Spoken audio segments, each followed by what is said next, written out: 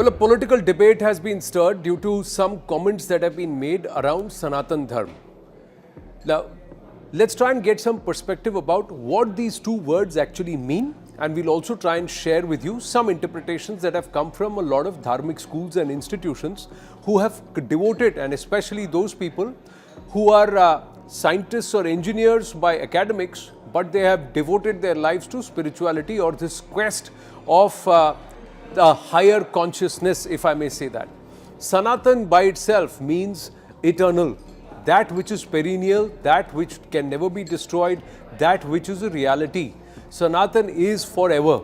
So that's the word Sanatan, and if you understand Dharma is often mistaken from the prism of religion, or it's associated with a particular theology or ideology.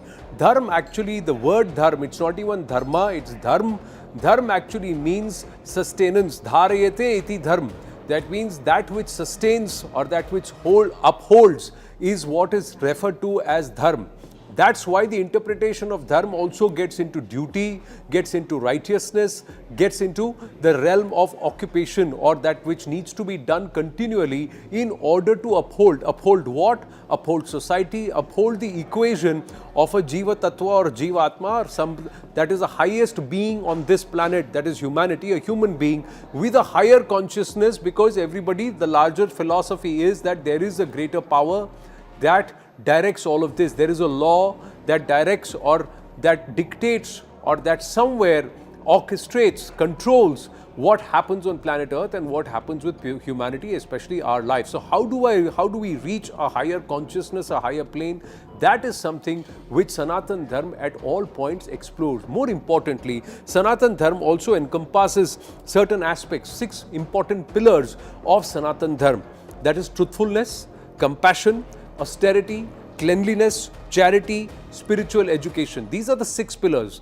Now, in these 6 pillars, what is it that those who want to derail, destroy and deem it equivalent to dengue and malaria find that they should not have in society? Are they saying that society should not, or humanity should not be truthful? Are they saying there should be no compassion, karuna, empathy, austerity? Is it something, is austerity a bad word or a bad virtue to have? Cleanliness, should we not have cleanliness? Even Mahatma Gandhi espoused it, the entire Swachh Bharat. Our SDGs want cleanliness, if you look at the UN SDGs. And what does it say? It says sustainable development goals, that which will be sustainable, that which will help sustain. Again, dharayate dharma, that means that which will sustain. So interestingly, when it is said in English, it's acceptable, but you say it in Sanskrit, then it takes a whole different dynamic altogether, or there is a resistance. Charity and spiritual education. Who would say that these are not good values to have, or these are not perhaps pillars on which society should sustain itself or uphold itself? And that's the 6 pillars of Sanatan Dharma.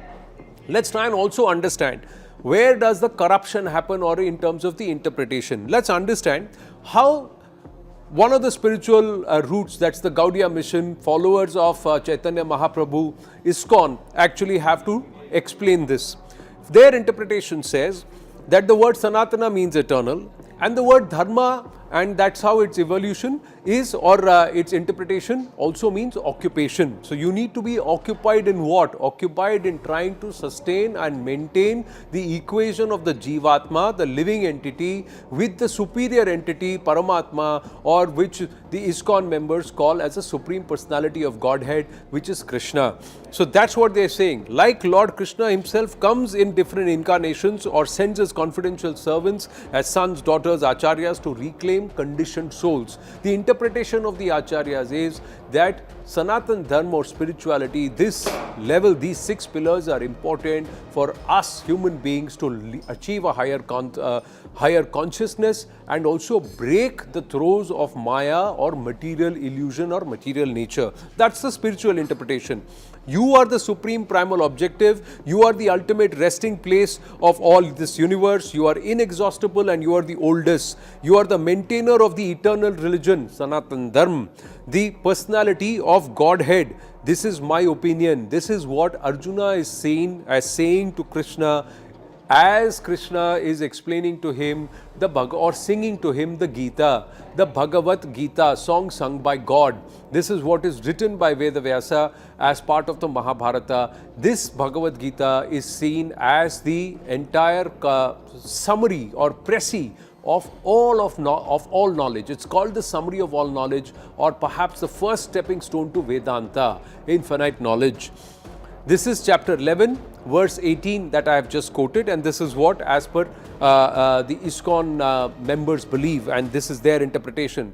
The Supreme Personality of Godhead, as Srila Prabhupada describes Krishna, saying that God is personal and Krishna is the manifestation and everything flows from the Krishna. They also quote the Brahma Samhita, which says Ishvara Parama Krishna Anadir Adir Govinda Satchidananda Vigraha Anadir Adir Govinda.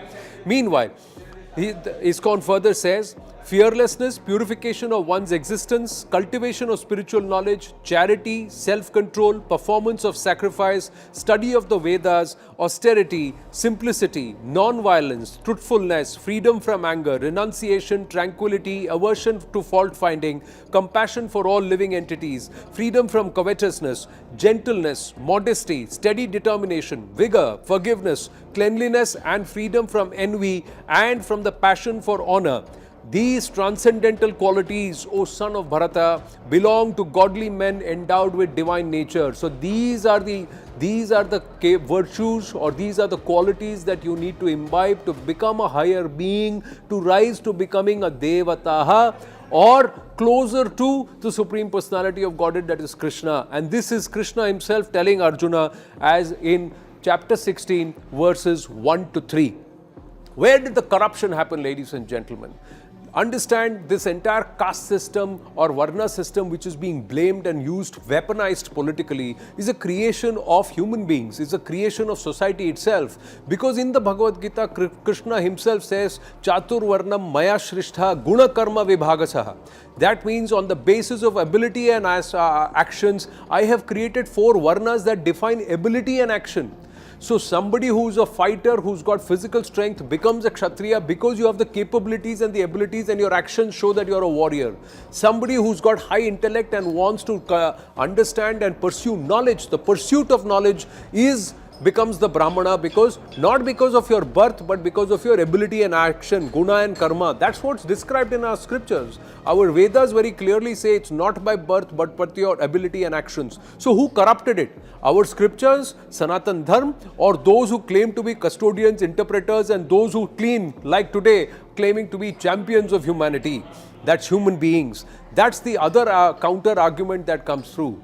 In fact, Krishna himself in the Bhagavad Gita turns around and says that all you need to do, he's outlined the 26 different qualities that people need to achieve to become better people, a higher consciousness. And they say this is the eternal dharma. This is what is going to be there forever. It cannot change. This is what upholds society on our planet, or people and humanity on our planet.